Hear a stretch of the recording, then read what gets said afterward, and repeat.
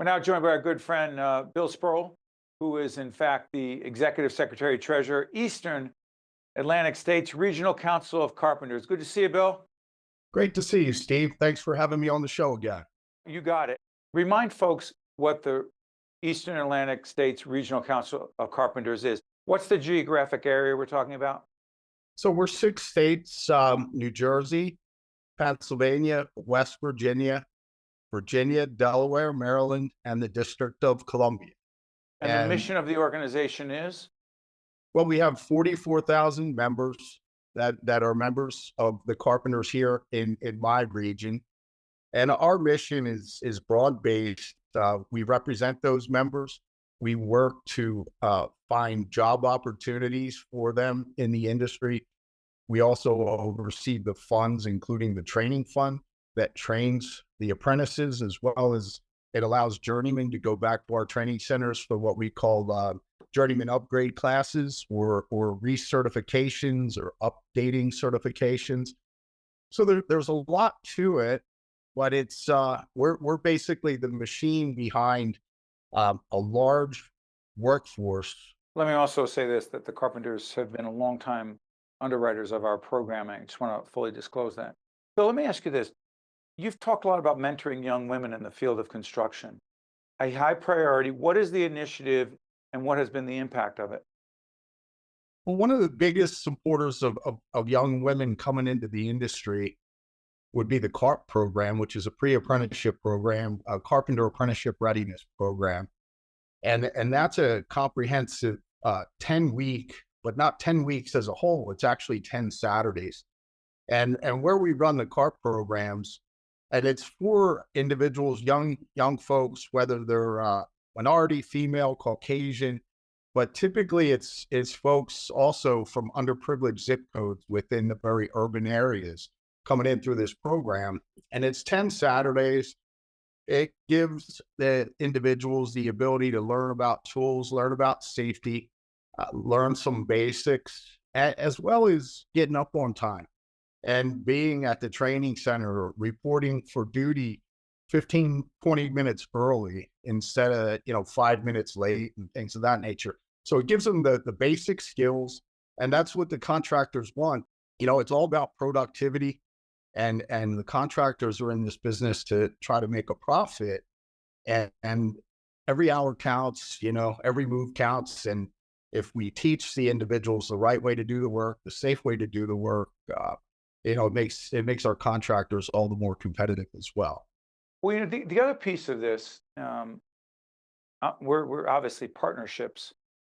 I love when people think they can do things alone, but there's a partnership. We have a lot of partnerships with higher ed institutions, and one of yours is with Rowan University. Talk about that initiative, the bachelor's degree in construction management, because that would not be able to happen if your organization did not partner with an institution of higher learning. Absolutely. We have an MOU with Rowan. A We also have memorandum one of with, understanding. a memorandum of understanding. And basically, it enables apprentices to go ahead and possibly take classes either after they graduate apprenticeship, or they can actually engage while in the apprenticeship program. But what Rowan does is they give our individuals, I think it's like 54 credits towards the associate degree portion of a construction management degree.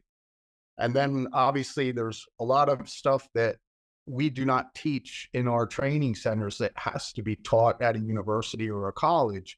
And they enable our apprentices to go ahead and advance their degrees to a full bachelor's degree in construction management.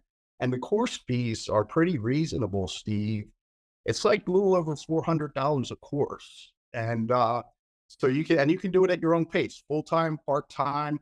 You can wait until you're a journey person, and then maybe even get sponsored by a company that you're working for. Right. And there's so many ways to do this. We have a similar partnership with a group called College Unbound, which is like an online type thing, and then also Thomas Edison University.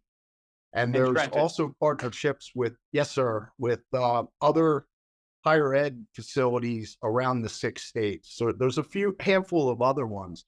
But what we're also doing is we're getting accreditation from a group called the COE, which is Stands for the what? the Council of Occupational Education. What the Okay. heck is that?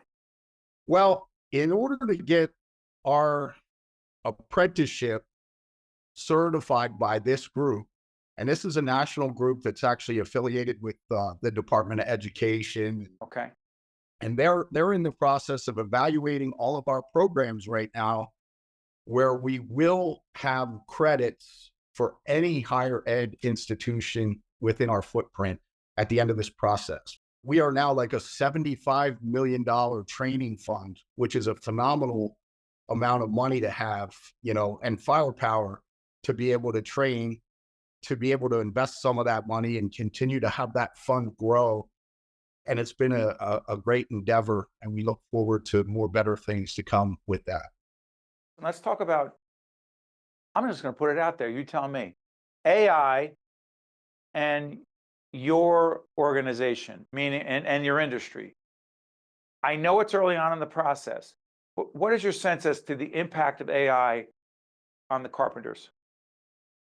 Well, I think this AI stuff, this phenomenon that we call AI, is going to be something that's definitely going to help the industry.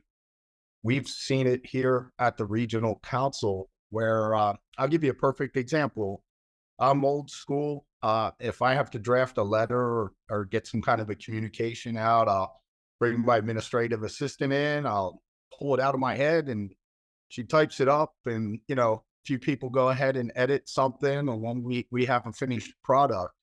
Now, we're all becoming a lot more smarter because they're running it through the AI programs. And, sometimes, Steve, even if it's something that has a lot of legal aspects to it, Sure. I'm kind of confident where I'm not even sending this off to attorneys for too much review because, and that's just one example, but just imagine how that can affect the construction industry and how they'll be able to troubleshoot problems that exist on projects out there with regards to things with the engineers and the architects and the actual people in the field doing the construction. I think it's going to be able to troubleshoot a lot of things and streamline things and help the process. People think a union, a trade organization, labor stays the way it is, evolving, pivoting, adapting, partnering, and a whole range of other things. Hey, Bill, thank you, my friend. We appreciate you joining us. All the best to you and the other carpenters. Thank you for having me, Steve. Great to see you again. Hope to see you soon in person, sir. You got it. We'll see you next time. State of Affairs with Steve Adubato is a production of the Caucus Educational Corporation. Funding has been provided by Delta Dental of New Jersey, EJI Excellence in Medicine Awards, a New Jersey Health Foundation program, Congress Hall, a Cape Resorts property, Lincoln Tech, New Jersey Sharing Network, the Port Authority of New York and New Jersey, Valley Bank, PSEG Foundation, and by the Adler Aphasia Center.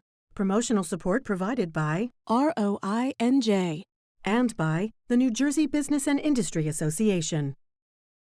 The EJI Excellence in Medicine Awards was established in 1939, shining a light on New Jersey's healthcare leaders. Current awards include excellence in medicine, research, medical education, and community service. EJI also funds annual scholarships to medical, dental, pharmaceutical, and physician assistant students throughout the state. Learn more at ejiawards.org.